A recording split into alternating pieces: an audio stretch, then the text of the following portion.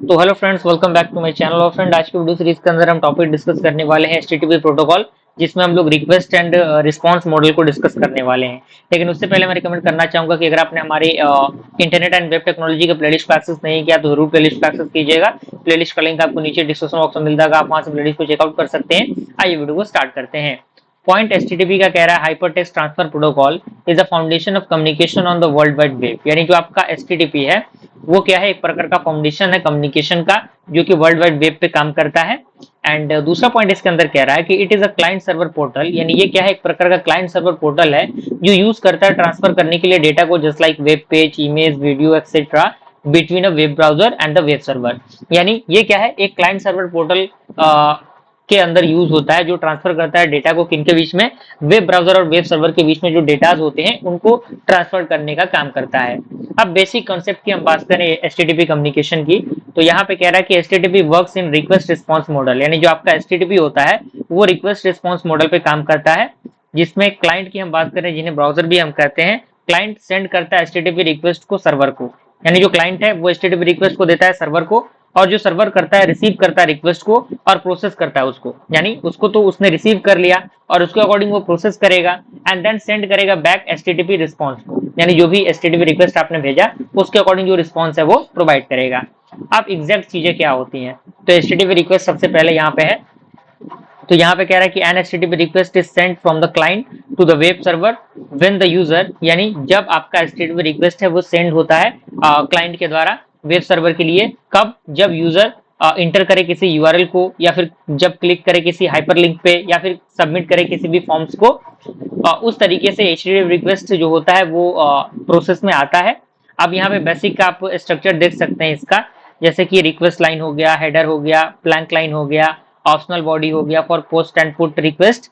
अब यहाँ पे एक एग्जांपल दिया हुआ है, जैसे गेट की हम बात करें तो इस तरीके से हमने एक एग्जांपल यहाँ पे दिया। तो मान लीजिए कि होस्ट आपका www.example.com है, तो यूजर एजेंट आपका क्या है, मोजिला एंड स्लैश 5.0 है, एंड एक्सेप्ट जो करेगा वो टेक्स्ट और एचटीएमएल के फॉर्मेट पे करेगा। तो ये बेसिकली एग्जांपल है। अगर एग्जामिनेशन में इस प्रकार की चीजें आती हैं तो आपको इस तरीके की चीजें लिखनी पड़ेंगी।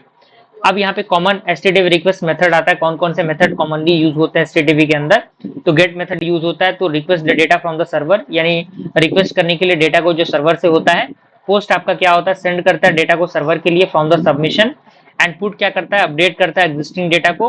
और डिलीट क्या करता है, डिलीट करता है डेटा को सर्वर पे। एंड हेड क्या करता है, लिंक करता है, link get but fetches only header. यानी ये लिंक कर होता है गेट से, लेकिन ये फेच करता है केवल हेडर को। ओके, दूसरा, पहला तो हमारा एचटीटीपी रिक्वेस्ट हो गया, रिक्वेस्ट हमें मिल गया। अब यहाँ पे रिस्पॉन्स होता है क्या, तो यहाँ पे कह रहा है कि an HTTP response is sent from the server to the client. यानी जो आपका एचटीटीपी रिस्पॉन्स होता है वो सेंट होता है किसके द्वारा, सर्वर के द्वारा क्लाइंट के लिए।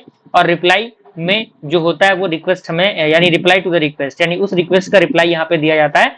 बेसिकली कोई भी मान लीजिए काम है, आप यहाँ पे कोई चीज पूछ रहे हैं किसी वेबसाइट पे जाके, तो उसके अकॉर्डिंग आपको रिस्पॉन्स मिलना चाहिए ना, तो वही चीजें हैं यहाँ पे।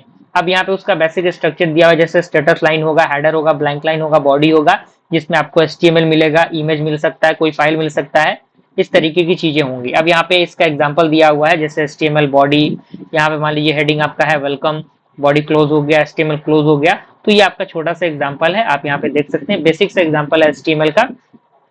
अब HTML प्रॉपर जो हमारा सब्जेक्ट है उसको हम डिस्कस करेंगे। अब यहाँ पे कॉमन HTTP स्टेटस कोड है, जैसे कि 200 ओके की हम बात करें तो ये बताता है कि रिक्वेस्ट जो है वो सक्सेसफुल हो चुका है। 301 मूव्ड परमानेंटली की हम बात करें तो ये रिसोर्स को मूव करता है एक न्यू यूआरएल पे। और 400 बैट रिक्वेस्ट क्या करता है, invalid request send by the client, यानी जो भी क्लाइंट के द्वारा रिक्वेस्ट भेजा गया है वो इनवैलिड है, उसको रिप्रेजेंटेट करता है। 401 अनऑथराइज्ड होता है, यानी ऑथेंटिकेशन यहाँ पे रिक्वायर्ड हो जाता है। 403 फॉरबिडन होता है, जो एक्सेस करता है डिनाइड को। 404 नॉट फाउंड के लिए आपने देखा होगा कई बार किसी वेबसाइट को आप रन कर रहे हैं तो वहां पे वो वेबसाइट काम नहीं कर रहा होता है, तो 404 नॉट फाउंड लिखता है, तो जो रिक्वेस्टेड है रिसोर्सेज वो फाउंड नहीं है। 500 इंटरनेट सर्वर एरर है, यानी सर्वर जो होता है वो इनकाउंटर करता है एरर के अंदर। अब यहाँ पे एक समरी दिया हुआ है, क्योंकि एट द लास्ट पॉइंट कम से कम इतनी चीजें आपको पता होनी चाहिए, जैसे कि एचटीटीपी रिक्वेस्ट यानी send by the client to the server, यानी ये सेंड किया जाता है क्लाइंट के द्वारा सर्वर के लिए। एंड रिस्पॉन्स जो होगा वो सेंड होगा सर्वर के द्वारा क्लाइंट के लिए। ओके, ये कंटेंट कर देगा मेथड को, गेट को, पोस्ट को, पुट को और यूआरएल को। और ये कंटेंट करेगा स्टेटस कोड को और रिक्वेस्टेड कंटेंट को, एंड ये इंक्लूड करेगा ऑप्शनल हेडर्स को और बॉडी को, ये इंक्लूड करता है हेडर को और बॉडी को जस्ट लाइक के HTML, JSON and etcetera. Okay, तो आई होप ये टॉपिक आपको समझ में आ गया होगा, कोई परेशानी नहीं होनी चाहिए। मिलते हैं फ्रेंड्स अगले वीडियो में, तब तक के लिए थैंक यू।